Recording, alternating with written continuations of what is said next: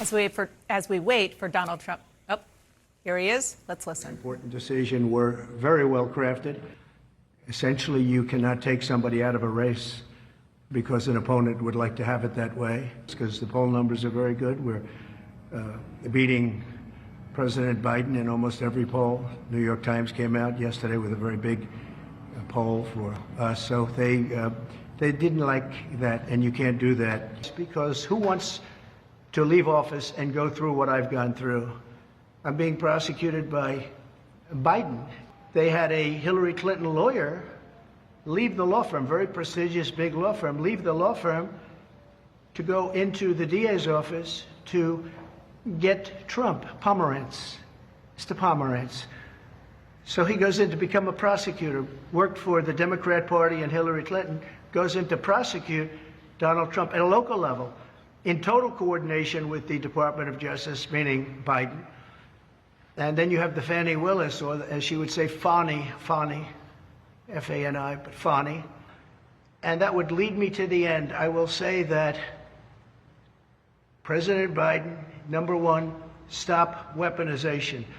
Fight your fight yourself.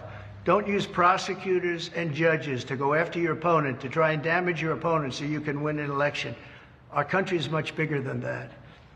The other thing I say to President Biden, close the borders now.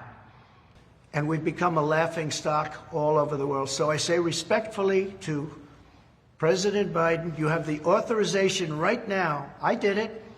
I didn't go to Congress and say, do I have the right to close? I fought Congress on it. Close the borders. You can do it right now. You have everything. Use my policies. My policies were great. Everybody said it. Use my policies. There is zero evidence whatsoever that President Biden has somehow orchestrated these, so it's just conjured out of thin air. But he is selling strength, and in a weird way, all of these legal travails that he has, all of these indictments, all of these lawsuits and so on, has given him a chance to look indomitable, look strong, look resilient. And that's actually in some ways helped him. Now, the main cases haven't gone to trial yet. That could be a different story. But he's actually used these to propel himself to this moment.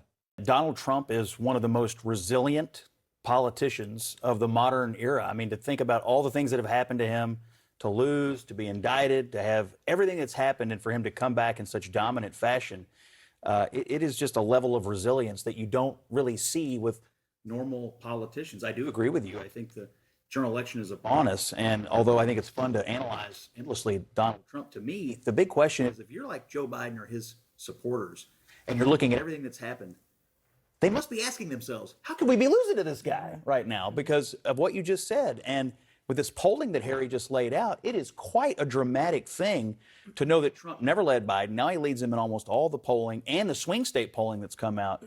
It's really quite a remarkable thing.